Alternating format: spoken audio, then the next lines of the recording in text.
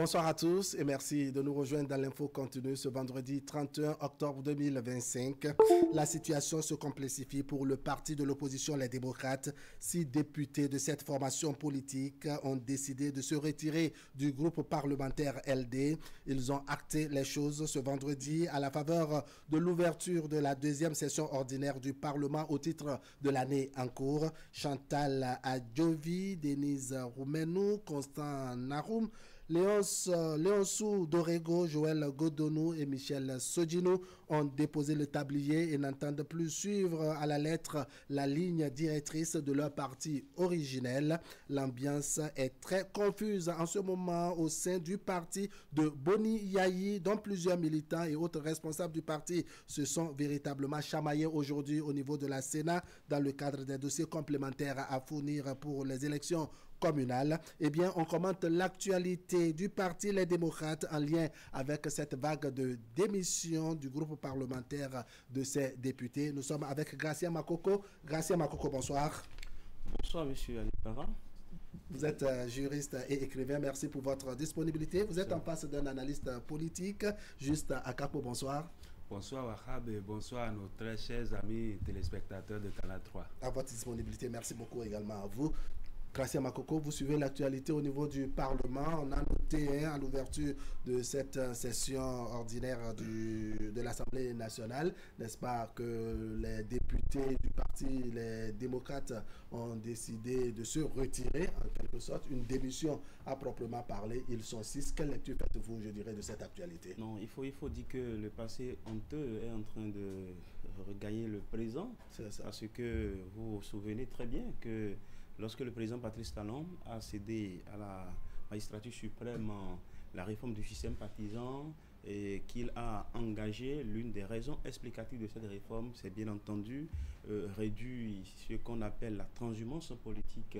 Et donc, cette démission collective qui est intervenue, même si les députés ont adressé des courriers à titre individuel, et il faut quand même l'appréhender comme une sorte de résurrection des vieilles pratiques politiques, parce que aujourd'hui, quand on voit un peu le contexte politique de cette démission-là, on se pose réellement la question de savoir qu'est-ce qui peut bien justifier cela de manière tout à fait objective. Et on a vu le cas du député Sodjinou, lui, on peut déjà dire que bon, c'est prévisible. C'est prévisible puisqu'avec tous les démêlés qu'il a pu avoir avec le parti Les Démocrates, il est clair que sa suivi politique au sein de cette formation est compromise. La cohabitation aurait été difficile. Sa démission peut être comprise comme étant quelque chose de naturel, mais pour les autres, la question se pose, qu'est-ce qui les a amenés on va tenter de répondre. C'est vrai qu'ils ont fait une déclaration sur laquelle on reviendra de fond encore dans nos prochaines émissions ici à Canal 3 Bénin, parce que ça fera objet d'actualité, de débat par ici. Oui, juste à Capo, comment vous voyez les choses, l'évolution de l'actualité au niveau du parti Les Démocrates?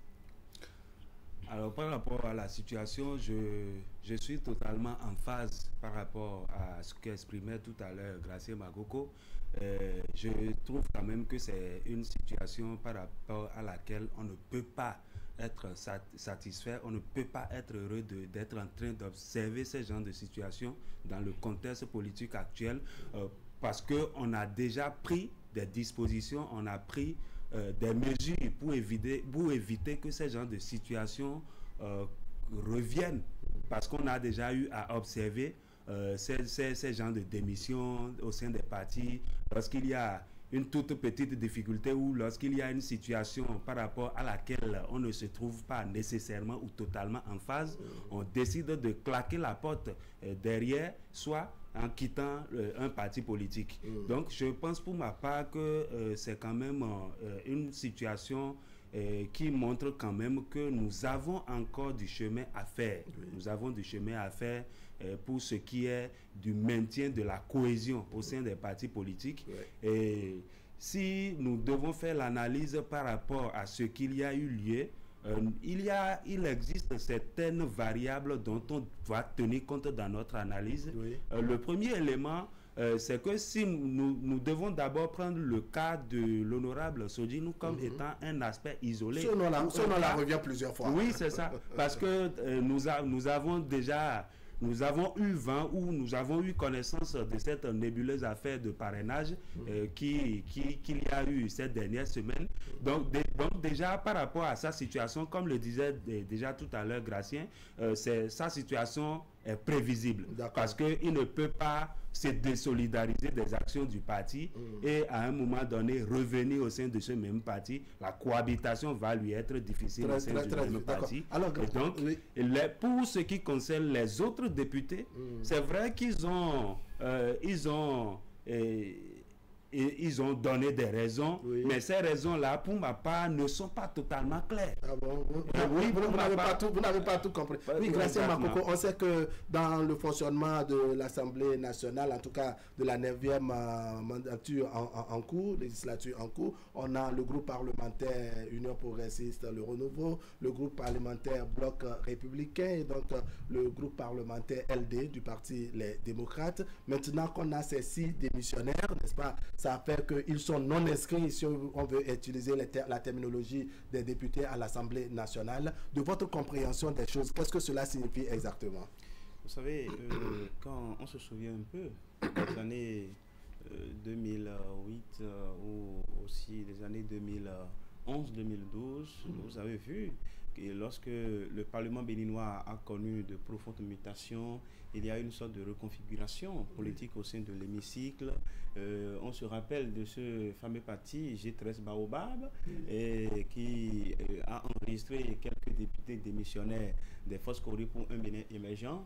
Après, nous avons vu quelques députés aussi toujours des FCBE qui ont formé le FDU. Et après, donc il y a eu tellement de mutations, d'accord, du genre, de sorte que lorsque le député fait partie d'un groupe parlementaire, c'est un député inscrit, cela voudra dire qu'il est à l'intérieur d'une équipe donnée et cela n'est pas sans impact sur les décisions, d'accord, du groupe, parce que ce qui est attendu, c'est qu'il y ait une sorte de convergence d'action, mais à partir du moment où le député n'est pas inscrit, c'est à supposer qu'il a la possibilité d'aller à droite ou la possibilité d'aller à gauche.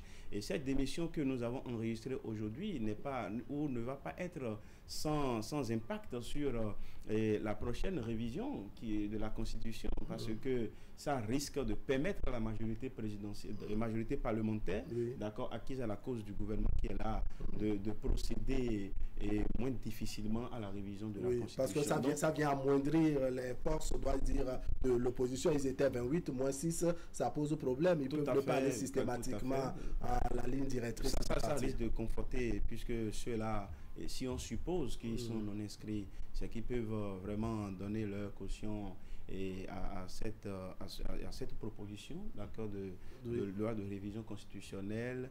Et là, bon, on serait dans une hypothèse où le reste des députés au niveau du Parti Les Démocrates vont être en minorité, et là le projet risque de se passer. Que le projet passe ou pas, ce n'est pas là le problème. L'essentiel est que le contenu soit pertinent et que cela ne soit pas justifié par des réalités politiques particulières propres à un plan donné. Mais de toutes les manières, je voudrais quand même qu'on commence, puisque les gens parlent de réforme constitutionnelle aujourd'hui, il faut aussi réformer la loi. L'achat des partis politiques, à mon sens, a besoin d'être réformé.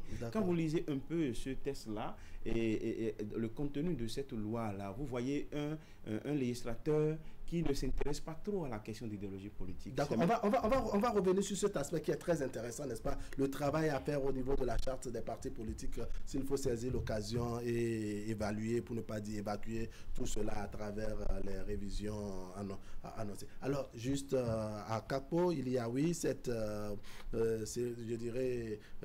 ces cas de démission, mais c'est ce lot de 5 députés qui s'ajoutent à Michel Sodino, dont le nom a fait le tour du monde à la limite. Est-ce que ça ne vient pas conforter Michel Sodino dans sa position? Est-ce que ça ne vient pas montrer qu'à un moment donné, vraiment, les choses n'allaient pas correctement au sein du Parti Les Démocrates? Oui, tout à fait. Ça vient conforter cela, quand bien même les intéressés n'ont pas dit clairement que c'est cela le motif pour lequel ils ont acté ou ils ont agi dans ce sens-là. Donc, je pense pour ma part qu'il y avait c'est une hypothèse que je suis en train de mettre. Je me dis que peut-être qu'il y avait déjà des frustrations, il y avait déjà des gens qui n'étaient pas totalement d'accord avec la ligne de conduite ou la manière dont la gestion se faisait à l'interne, telle que l'a exprimé l'honorable Sodjinou, et que ces gens-là se sont retrouvés à un moment donné dans une sorte de liberté d'action et ont vu le moment juste pour pouvoir agir. Pourquoi je le dis? Quand nous faisons un retour un peu en arrière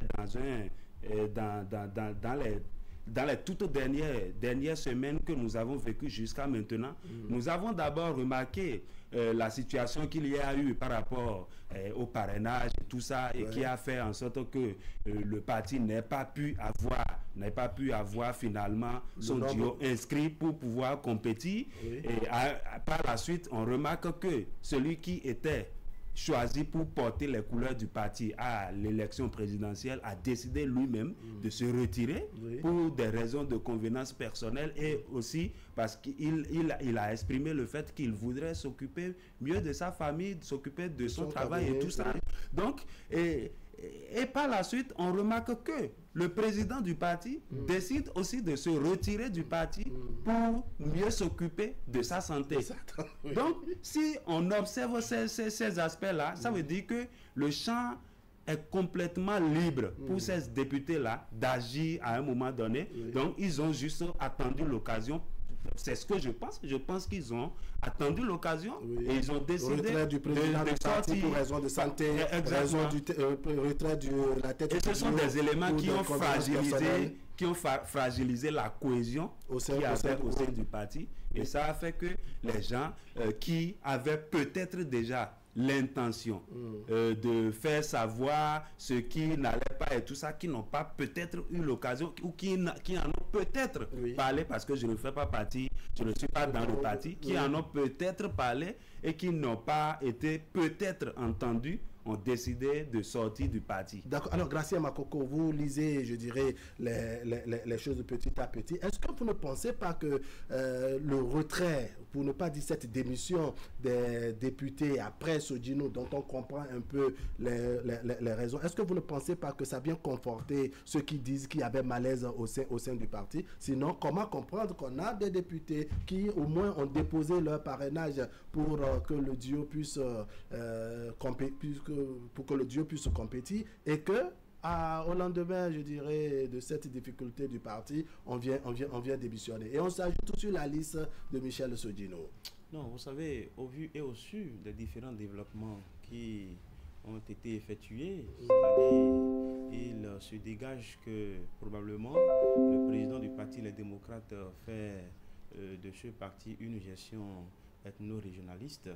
Et ce reproche qui lui a été adressé, à tort ou à raison, nous amène à nous interroger sur ces récentes démissions, parce que quand vous regardez la liste des démissionnaires, sauf erreur de ma part, je n'ai pas pu voir un député du Nord. La plupart des députés sont des sudistes.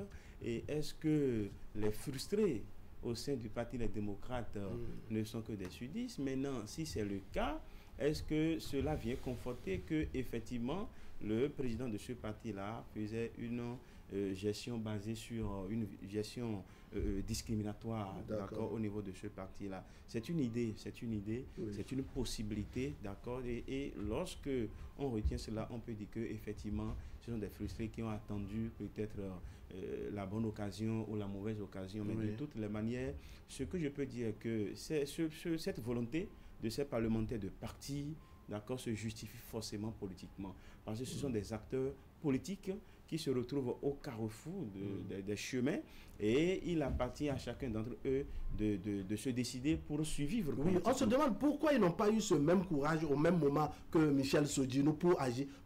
Ils attendent la dernière minute, parce qu'on a porté, je dirais, on a fait porter le tort de la difficulté du parti à Michel Sodjinou, mais aujourd'hui on constate qu'il y avait suffisamment de frustrés, que Michel Sodjinou n'a peut-être été que le plus courageux pour, à visage découvert, poser l'acte d'opposition. Non, il faut déjà dire que ça dépend. Il y a deux hypothèses. Peut-être que leur démission est le fruit d'une frustration. Peut-être que ce n'est pas le cas. Dans l'hypothèse où c'est le fruit d'une frustration, et on va dire qu'il y a certains quand même qui sont attachés à des valeurs. Sont attachés à des valeurs, même s'ils sont frustrés, ils souhaitent faire passer la personnalité du groupe au-delà de au-dessus de leur propre personnalité.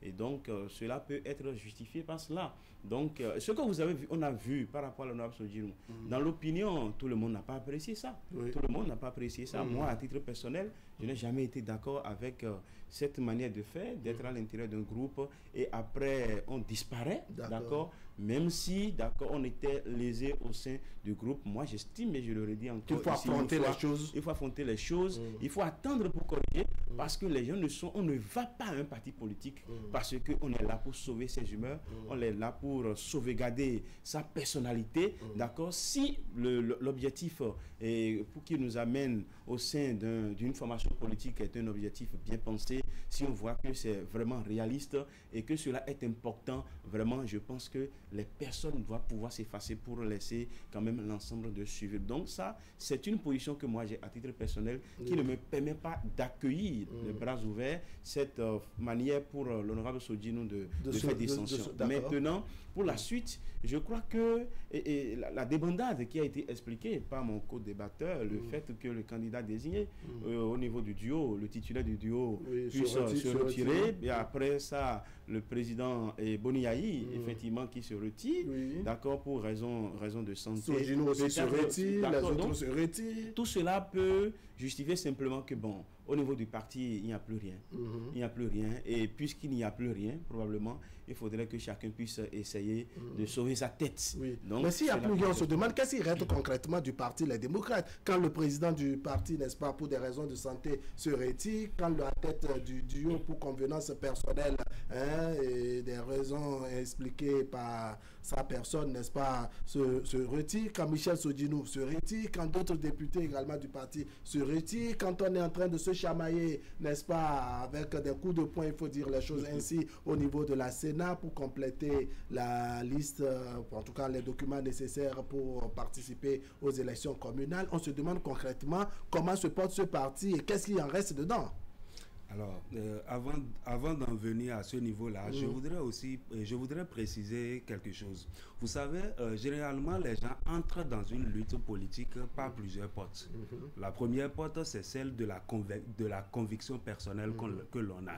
C'est-à-dire, on est attaché à un idéal, on est attaché à une philosophie, et c'est compte tenu de cette philosophie-là qu'on entre dans une lutte, on s'engage dans une lutte. Donc, quand on entre dans un parti politique, on épouse la lutte de ce parti politique. L'autre chose, c'est le fait qu'on décide par exemple de s'attacher particulièrement à une personnalité ou des personnalités qui nous inspirent. Comme des parrains. Exactement. Comme des idoles. Exactement. On s'attache à ces personnes-là. Et moi, j'estime que cette porte, si quelqu'un entre par cette porte-là, la personne aurait tout faux. Parce que, prenons ce cas de figure, si cette personnalité-là, un jour, décide de se retirer de cette même lutte politique que vous êtes en train de mener, donc ça veut dire que on est arrivé à terme de votre propre lutte aussi. Ça veut dire que vous-même, c'est cette personne-là qui constituait en réalité votre boussole. Et là, il y aurait problème. Ça pose un problème de personnalité à votre niveau aussi. Et l'autre chose, c'est le fait qu'on entre par la porte de ses propres intérêts. On décide d'entrer en politique juste parce que on ne vise que ses propres intérêts. Et on fait la lutte de façade. On montre à tout le monde qu'on est en train de lutter pour quelque chose d'idéal et tout ça, alors qu'on sait au fond de soi qu'on est en train de lutter juste pour sa propre survie plutôt politique. Donc, je pense que si on rassemble ces éléments-là, et chacun se retrouverait par rapport aux gens, aux dissidents qu'on est en train d'observer au sein de ces partis-là. Donc, en tenant compte, je dirais, des raisons qui ont amené ou le chemin emprunté par chacun, on peut également comprendre le chemin emprunté par tout le monde pour se retirer. Exactement. Donc, parce que c'est lié. Donc, ça fait que quand on décide à un moment donné de se retirer et tout ça, ça commence par créer une sorte de scission au sein du parti et tout ça. Et ça va créer une sorte de fragilité. Donc, pour ce qu'il en reste du parti Les Démocrates aujourd'hui, je pense que ce sera aux responsables qui qui y sont actuellement, Oui. de définir la ligne de conduite ou le reste du chemin à faire. C'est à eux de savoir s'il y a possibilité de colmater les choses ou pas. Oui. Alors, on parle ici d'idéologie qui doit guider les gens à rentrer. On parle d'intérêt personnel pour certains. On parle également d'ambition et autres. Mais on a noté, comme vous le soulignez, là je vous ramène sur ce détail que vous pensez évoquer tout à l'heure concernant la charte des partis, on a noté que tout le combat fait finalement n'a pas réussi pour autant à canaliser, pour ne pas dire à tenir les militants au sein d'un parti sans que les démissions ou la transhumance politique ne puissent exister. Non, vous savez, sur cette question, je voudrais tout de suite dire que il y a beaucoup d'efforts normatifs qui ont été effectués.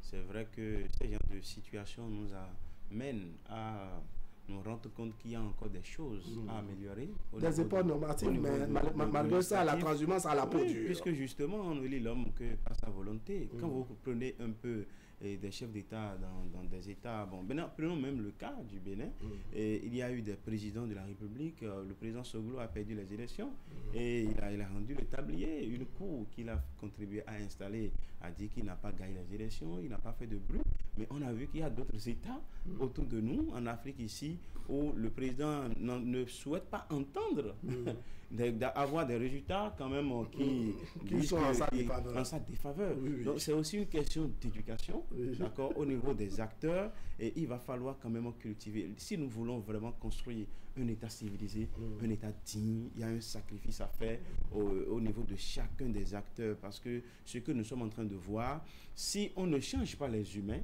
si on n'arrive pas à fondre le matériau humain béninois, c'est qu'on va davantage casser les normes, les lois, mais les gens trouveront toujours le génie pour passer par des failles, puisque la loi n'a pas vocation, ou bien les lois ne sont pas forcément parfaites. Et même si on prend toutes les dispositions, vous voyez tout ce que les gens font, les efforts qui sont fournis pour avoir une loi fiscale vraiment efficace dans le pays, mais les évasions fiscales n'en manquent pas, les fraudes fiscales n'en manquent pas. Il y a toujours les gens utilisent leur génie pour des acteurs politiques.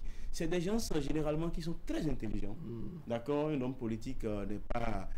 c'est des gens vraiment futés, rusés. D'accord, c'est vrai que c'est l'un des mots du quinquennat, mais je veux parler de ruse en tant que des gens qui ont un certain génie.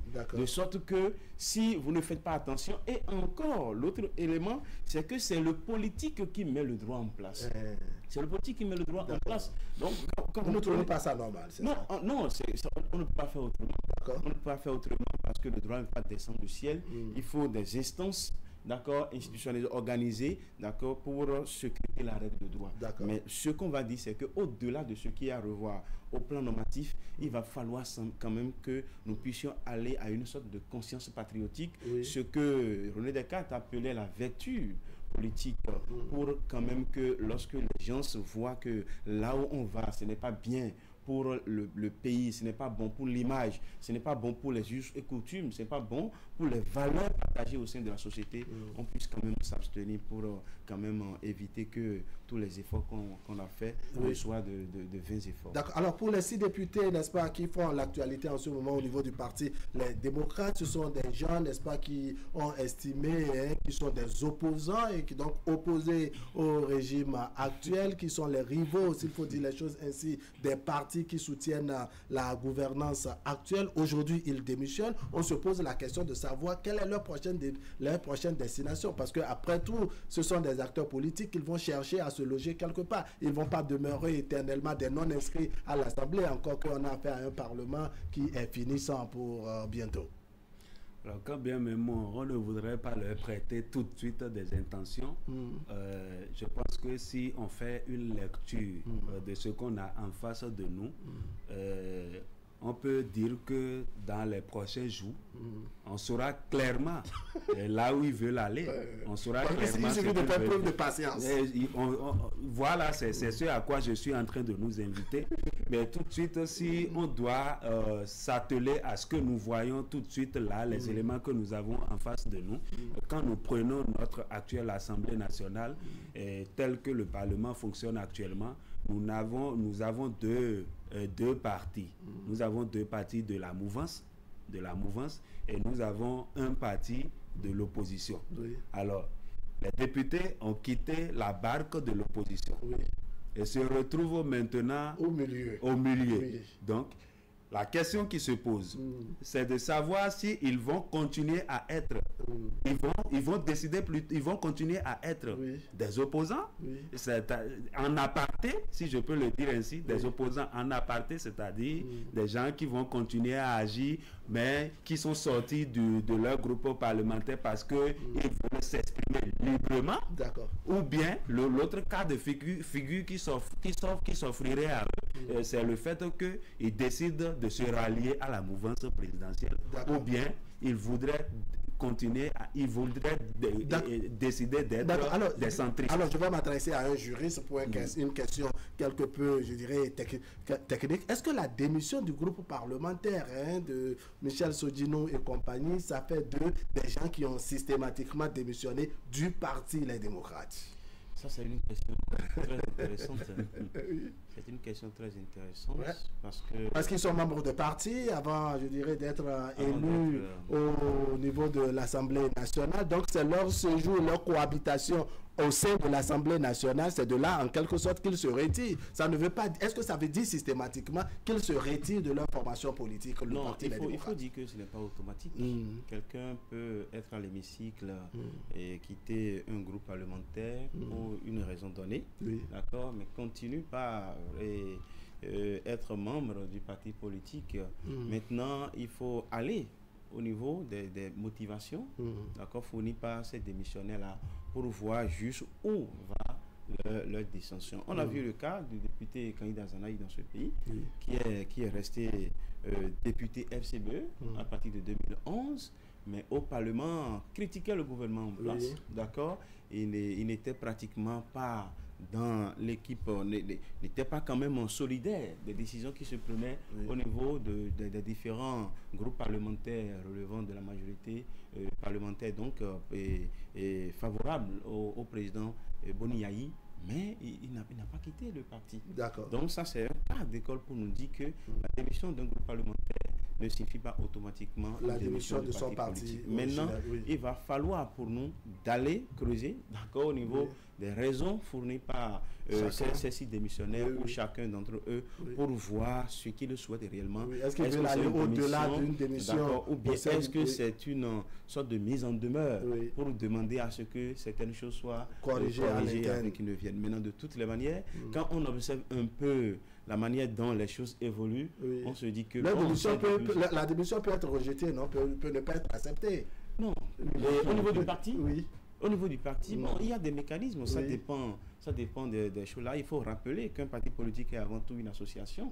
Et il y a une jurisprudence constante de la Cour constitutionnelle qui dit qu'on ne peut, nul n'est obligé de s'associer.